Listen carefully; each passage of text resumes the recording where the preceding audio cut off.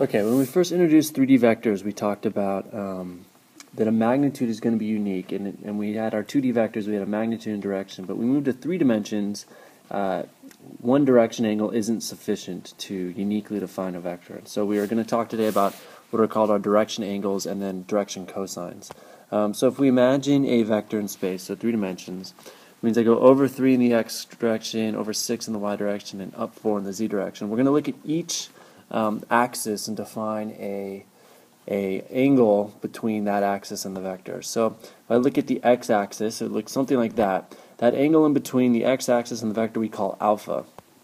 And we also know that there's a unit vector, in this case I, along the same direction as the x-axis. And so if we can figure out the angle between those two vectors, we figured out alpha. And we can figure out the angle between two vectors with a dot product. So we're going to take the dot product of our vector and all of our unit vectors.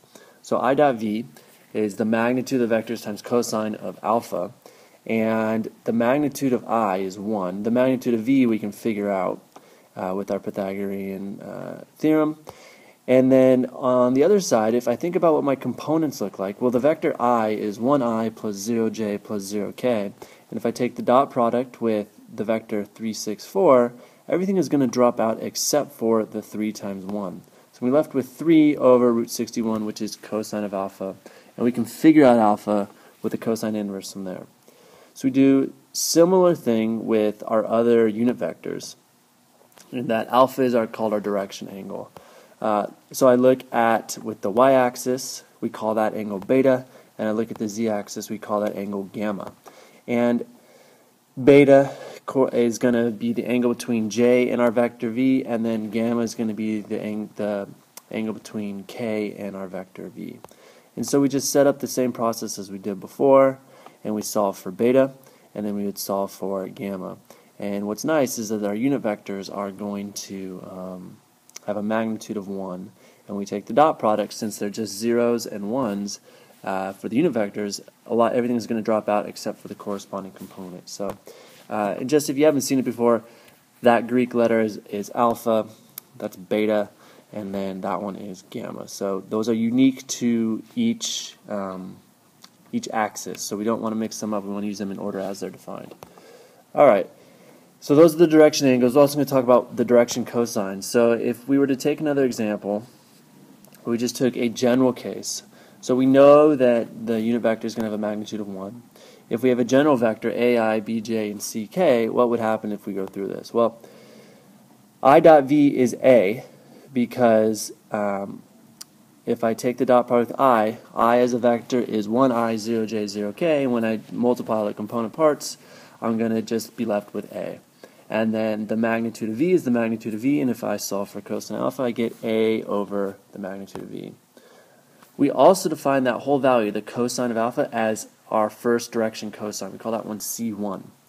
We can do the same thing for beta and gamma, and what we're going to be left with is cosine of beta is b over the magnitude of the vector, and then cosine of gamma is c over the magnitude of the vector. So it might look scary, but it's really pretty easy. It's just, if we have our order triple, we find the magnitude of the vector and then take each piece of the order triple and divide by that magnitude. So we have the direction cosines C1, C2, C3 correspond with cosine alpha, cosine beta, and cosine gamma.